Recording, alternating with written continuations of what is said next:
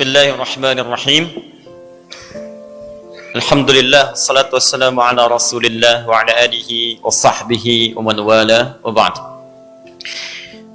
Seperti telah kita bahas bahwa di hari Senin di bulan Sya'ban di tahun kedua Hijrah, saat sebelumnya banyak khususnya orang-orang Yahudi mengolok-olok Nabi dan pengikutnya karena tidak memiliki syariat-syariat kecuali menurut tuduhan mereka hanya mengikuti orang-orang Yahudi saja, baik itu dalam salatnya menghadap ke Baitul Maqdis di Palestina ataupun dalam puasanya mengikuti orang-orang Yahudi dan berpuasa di puasa Asyura itu.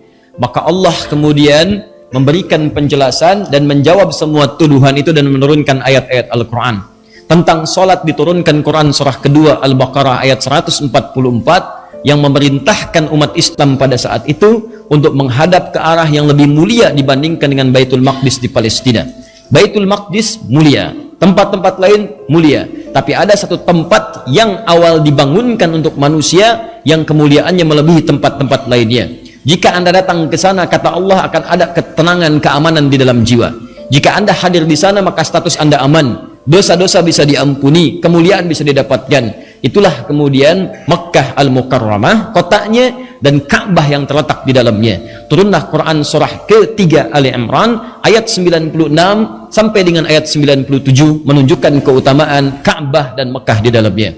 Terkait dengan olok-olok puasa itu, seperti pernah kita bahas, diturunkan pula kemudian di bulan Sya'ban di tahun kedua Hijrah di hari Senin, Quran surah kedua Al-Baqarah ayat 183. Kita sudah bahas ayat ini. Allah menyampaikan, ya ayyuhalladzina amanu, hei orang-orang yang telah menyatakan dirinya beriman kepada Allah, baik imannya mungkin kuat sehingga merasa dekat dengan Allah, atau imannya standar sehingga menengah saja hubungannya dengan Allah, atau imannya terasa lemah sehingga hubungannya pun jauh dari Allah, salatnya jarang, puasa juga bahkan jarang, zakat bahkan tidak ditunaikan, ya, malas mendekat kepada Allah. Kata Allah, saya akan berikan kepada engkau informasi tentang kewajiban dalam ibadah, yang kalau engkau tunaikan ibadah ini, maka semua akan diberikan kesempatan yang sama. Iman yang kuat akan semakin lebih kuat lagi, yang menengah semakin dekat dengan Allah, bahkan yang jauh lemah imannya akan didekatkan oleh Allah subhanahu wa ta'ala. Maka diberikan kesempatan yang sama, dipanggil dengan huruf ya,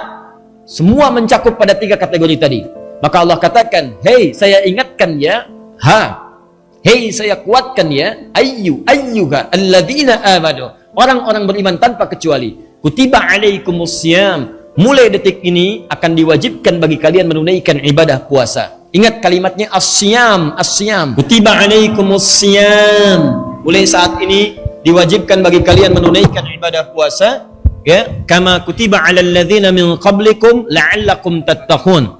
Ya, diwajibkan bagi kalian menunaikan ibadah puasa dengan ketentuan tertentu, aturan tertentu, punya keistimewaan yang tidak sama dengan waktu-waktu sebelumnya, punya kemuliaan yang tak terlukiskan. Orang-orang dulu pernah diberikan ibadah puasa, tapi yang ini istimewa. La'allakum tattaqun, kalau kalian sungguh-sungguh serius menjalani puasa ini, maka kalian berpotensi mendapatkan derajat takwa. Satu, dengan takwa itu kalian bisa bahagia. Wattaqullaha la'allakum tuflihun, Al-Baqarah 189. Dua, dengan takwa itu kalian mudah mendapatkan pengetahuan. Wattaqullaha yu'allimukumullah, Quran surah kedua ayat 282 di akhir ayatnya. Wattaqullaha wa yu'allimukumullah. Tiga, dengan takwa itu hidup kalian akan dijamin mudah, rizki kalian akan berlimpah. Wa may yattaqillaha yaj'al lahu makhraja wa yarzuqhu min haitsu la yahtasib, Quran surah ke-65 di akhir ayat kedua di awal ayat ketiga. Bahkan dengan takwa itu, saya jamin kata Allah, kalian akan mendapatkan anugerah surga yang saya siapkan bahkan seluas langit dan bumi. Wasari'u ila maghfiratin min rabbikum wa jannatin 'arduha as-samawati wal ardu u'iddat lil muttaqin. Segera kalian berevaluasi diri, segera kalian merenungkan, kalian mesti punya cita-cita kalau pulang nanti ke akhirat, kalian mendapatkan tempat di surga. Kata Allah, saya siapkan satu tempat di surga seluas langit dan bumi. Surganya untuk orang-orang takwa saja. Jadi ketika Allah meminta kita menunaikan puasa supaya serius ditunaikan untuk mendapatkan derajat takwa, tujuan utamanya bukan sekedar takwanya, tapi dengan takwa itu akan mengantarkan pada kemudahan hidup, kenyamanan hidup, rizki yang melimpah, bahagia, bahkan penambahan pengetahuan, dan puncaknya surga yang kita dambakan itu. Lalu orang-orang mulai bertanya, ya Rasulullah, kalau kami mesti mulai nanti puasanya, yang diwajibkan itu berapa lama puasanya? Berapa lama kami tunaikan? Apakah sama seperti puasa Asyura 1 hari? Ataukah sama seperti puasa-puasa yang lainnya? Bagaimana kami kemudian mendapatkan keterangan tentang itu? Lalu ada orang juga yang bertanya, ya Rasulullah, kalau saya sakit bagaimana? Apakah saya tetap akan puasa? Kalau saya tidak puasa, bagaimana saya bisa mendapatkan kesempatan takwa? Apakah takwa diberikan bagi orang-orang sakit? Orang lain bertanya, ya Rasulullah, saya juga kalau di jalan bagaimana? Kalau perjalanan panjang dan tidak bisa menunaikan puasa, maka bagaimana konsekuensinya? Tiba-tiba ada lagi yang berkata, ya Rasulullah, fisik saya lemah. Ini nggak mungkin saya bisa menunaikan puasa. Keadaannya terbatas. Bagaimana, apa yang bisa saya lakukan? Maka turunlah kemudian ayat 184-nya untuk merespon aneka-aneka pertanyaan tadi. Yang ditanyakan bukan untuk meragukan atau malas dalam menunaikan ibadahnya, tapi justru saking semangatnya ingin menunaikan dengan sempurna, mereka bertanya kemungkinan-kemungkinannya supaya bisa diatasi saat menjalani ibadahnya. Jadi motif sahabat itu kalau bertanya, ingin menunaikan ibadahnya secara sempurna, bukan ingin nawar. Itu masalahnya. Jam berapa maghrib? Maghrib akan dimulai jam 6 lewat 2 menit adzannya. Iqamatnya jam berapa? Jam 6 lewat 10 menit. Isyaknya jam berapa? Jam 7 malam lewat 19. Bisa nggak kalau salat maghribnya jam 7 sekalian dekat ke isya? Jadi pertanyaan-pertanyaan orang sekarang itu kualitasnya beda dengan orang dulu. Orang dulu itu menanyakan kemungkinan-kemungkinan dalam ibadah supaya mereka bisa menunaikan secara sempurna. Saking pengennya sempurna, nanya dulu. Kalau kami begini bagaimana? Kalau ini seperti ini bagaimana? Jadi tipikalnya bukan nanya buat nawar. Nanya komat supaya ngejar waktunya mendekat ke komat. Jumat tiba besok, yang ditanya adzan jam berapa? Jam berapa khatib naik ke atas mimbar? Adzan keduanya jam berapa? Belum datang dan nanya adzan kedua. Kenapa? Karena memetakan. Memang sih khutbahnya dimulai nanti adzannya jam 12 lewat 2. Cuman biasanya khatib naik itu jam 12 lewat 15, jam 12.10 baru datang ke masjid. Dulu orang nanya waktu sholat itu supaya memetakan setengah jam sebelumnya datang ke masjid. Siap-siap dulu. Ini orang sekarang agak beda, mengamati keadaan. Siapa khatibnya nih? Ustadz Fulan, tenang aja, khutbahnya panjang, setengah jam.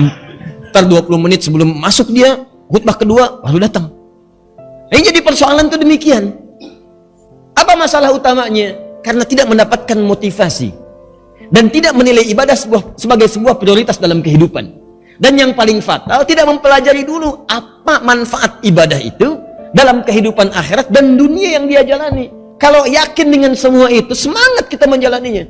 Coba teman-teman setiap Jumatan itu, lihat ayatnya. Kadang-kadang orang cuma melihat di ayat yang ke-9-nya surah ke-62 itu.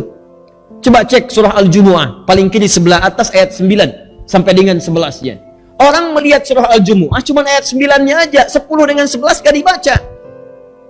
Silakan cek.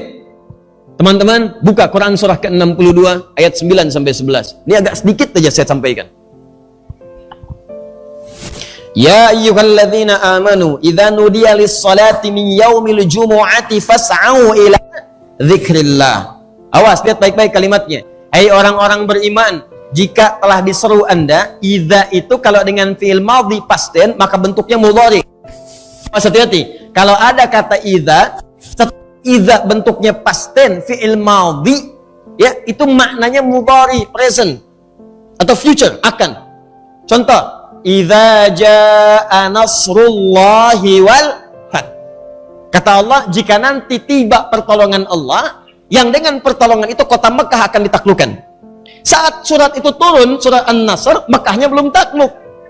Baru turun, nanti akan ditaklukkan. Kapan? Nanti. Kalimatnya idza, setelah idza past tense, maknanya present. Ya, nanti future. Bisa nanti mudhari dalam bahasa Arab. Sama idza nudiya lis-shalah. Hai orang-orang beriman, jangan diartikan kalau sholat sudah disuruh, bukan. Kalau nanti waktu Jumat sudah diketahui akan tiba, kamu siap-siap. Di cara menerjemahkannya bukan azan baru siap-siap. Ada yang menerjemahkan kalau sudah diseru sholat Jumat, siap-siap. Jadi cara menerjemahkannya keliru. Dia dengar azan dulu, begitu azan baru siap-siap. Ayat ini akan mengatakan, kalau kamu sudah tahu Jumat nanti jam berapa, waktunya kapan, siap-siap. Mandi dulu, cari baju yang bagus, ya, cari wewangian yang dibenarkan, siapkan waktunya. Apa yang penting di situ? Ayat rahasianya ayat 10 dan 11-nya.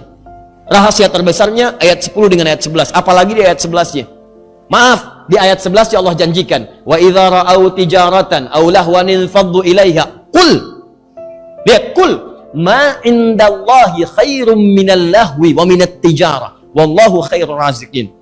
Kalau ada orang-orang yang masih mengabaikan Jumat, gak mau Jumatan, masih sibuk dengan pekerjaan, ada yang cari dunia, ada yang dagang, ada yang main-main, ada yang mengerjakan apapun, kata Allah, katakan pada mereka, kalau mereka mau memprioritaskan Jumat, saya telah siapkan, saya ganti semua apa yang mereka anggap rugi. Saya siapkan yang terbaik untuk mereka, bahkan rizki yang tidak mereka ketahui. Kata Allah, apakah mereka mengerti? Kan saya yang punya rizki.